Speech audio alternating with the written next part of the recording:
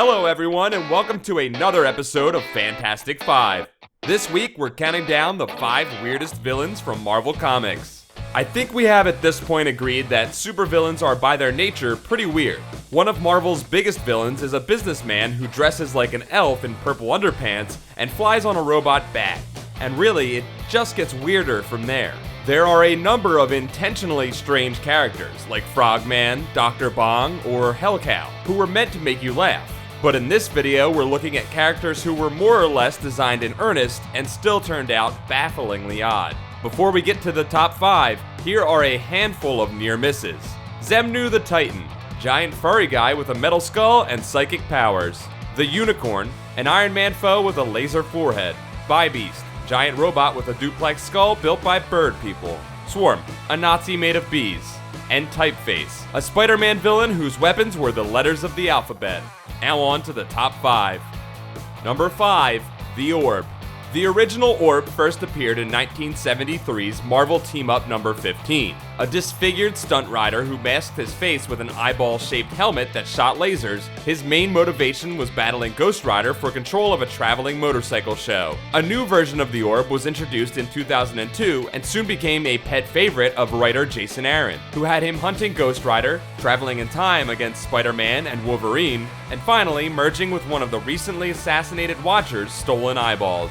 Number 4, Mandrill. The Mandrill first appeared in 1973's Shauna the She-Devil number 4.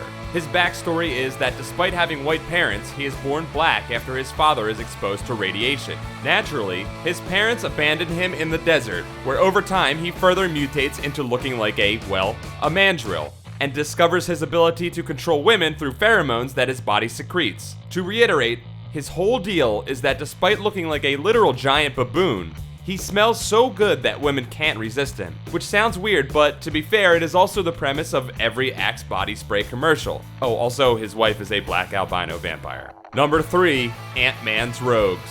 There are a number of Marvel characters whose rogues galleries could easily fill up this list on their own. Looking at you, Luke Cage and Spider-Woman. But Ant-Man is a guy who seemed to only fight weirdos in his early solo adventures. First, you have the Porcupine, whose deal is that he is a fat person in a suit of armor that looks like a haystack that shoots out fire, gas, paralysis pellets, or other weapons.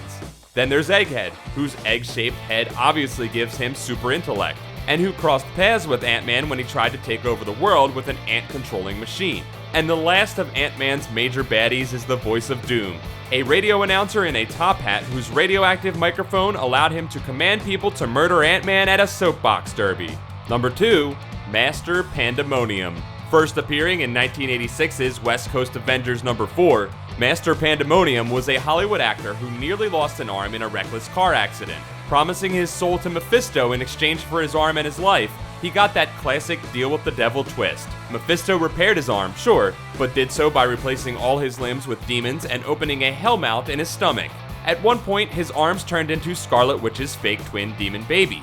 But that would take about 20 of these videos to explain. Besides being able to turn his arms into demons and summon other demons from the pentagram-shaped hole in his abdomen, Master Pandemonium can also levitate, breathe hellfire, and shoot magic lasers from his hands. Hey, be careful what you ask for. And number 1, the Headman. Although as a team, the Headmen were usually played up as intentionally weird villains in books like The Defenders and Sensational She-Hulk, nearly all of them first appeared as villains with serious intent in 1950's Marvel Monster Mags. The members include Gorilla Man, an evil surgeon who had his head transplanted onto a gorilla's body by gorillas. Shandu the Yogi, a stage magician who had his brain put into a body with eels for arms, eagle's feet, bat wings, and a big horn on his skull. Shrunken Bones, a doctor whose skeleton was shrunk while the rest of his body remained normal size, making him look like a saggy, melting person. And Ruby Thursday, who has a small, round, plastic head that can change shape and shoot missiles. I think we can expect to see these guys on the big screen any day now.